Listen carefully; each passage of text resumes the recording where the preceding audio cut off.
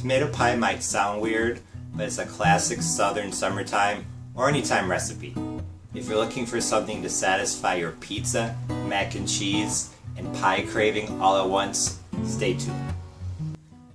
So the first step in making a tomato pie is slicing the tomatoes. You want ripe tomatoes, but not too ripe.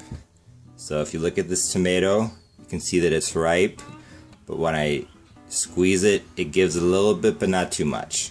So this is what you want. If it's too soft, it will be hard to slice. Slice it about 1/4 of an inch thick, like so.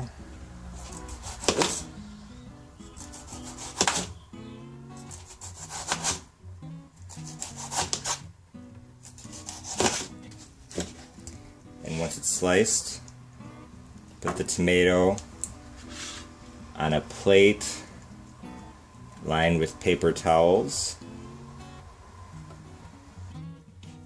Raw, these tomatoes were 669 grams, so about 1.5 pounds before I sliced them up.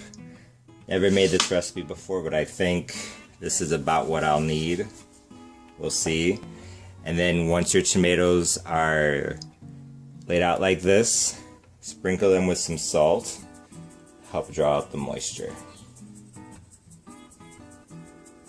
And we're doing this so that we can draw out some of the moisture, because if we don't do this step, then when we slice the pie, it's going to be very watery and it's not going to hold together. So this is important. If you don't want to do this, you could probably slice them and maybe put them in a strainer like this and let them drip for a while. But almost all the recipes for southern tomato pie call for cutting them like this, laying them out, and sprinkling them with salt. So we will keep with tradition. Before putting the pie together, we have to prick the crust with a fork maybe 5 or 6 times, and then par bake it in a 350-degree oven for 5 minutes. It's also important to have the cheese grated and ready to go for when the pie crust comes out of the oven, but we'll get to that later. It's been a little over 45 minutes, almost 50 minutes. You can see that the plate is very wet, it's very moist.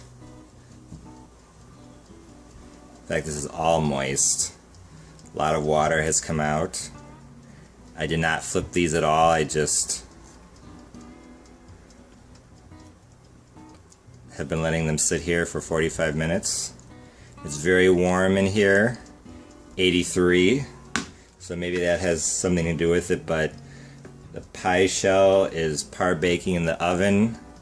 So once it comes out, I will put the cheese on it and then we'll put everything together. So the pie shell has just come out of the oven. While it's still warm, I'm going to put on a little bit of cheese. Because the crust is still warm, it's going to melt slightly and form a layer on the bottom so that the moisture from the tomatoes does not make the crust soggy. I'm not going to put a ton down. That should be good. It's been a few minutes, and as you can see, the cheese layer has actually melted fairly nicely. So before I put down the first layer of tomatoes, I'm going to put down the first layer of seasonings. Starting off with 1/4 teaspoon of dried basil. Even though most recipes call for fresh basil, I used dried basil because that's all I had, and in my opinion, it was fine. Then 1/4 teaspoon of dried oregano, 1/4 teaspoon of dried parsley, 1/8 of a teaspoon of garlic powder, 1/8 of a teaspoon of onion powder,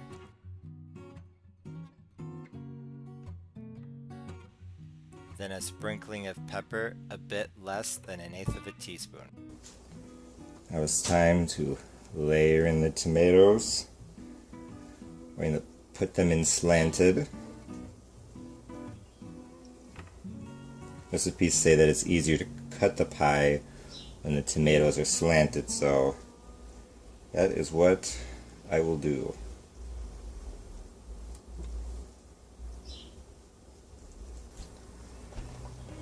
And now for the mid layer of cheese. Not a lot because I still want some for the top. Just enough to act as a glue.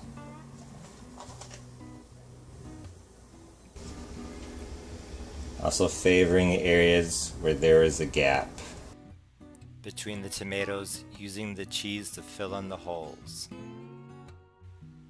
Then a second layer of spices in the same quantities as before, along with a second layer of tomatoes, and a third and final layer of spices, once again in the same quantities.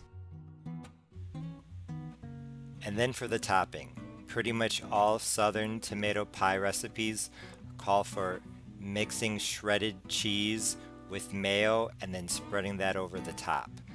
I wasn't sure exactly how much to use, so with my leftover cheese, which was about half of a block, I used 2 tablespoons of mayo. Although my topping wasn't quite as pasty as the other tomato pie recipes I had seen on YouTube, I like to make things healthier, so I was willing to save some calories by cutting down on the mayo. However, when I put the topping on the pie, I quickly realized that I didn't have enough. Thankfully, I had another block of cheese in the refrigerator, a block of extra sharp cheddar. I grated half of it, mixed it with 2 tablespoons of mayo, and added that to the top. It was just enough. Once it was all put together, I put it into a 350-degree oven uncovered for 35 minutes. Just came out. It was in at 350 for 35 minutes. Looks amazing. And now it's time to cut the tomato pie. It's been cooling for 6 hours. Now I'm going to use the ruler to help me cut as perfectly as possible.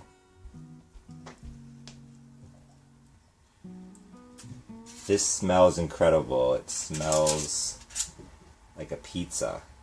It smells absolutely delicious. Nice and soft.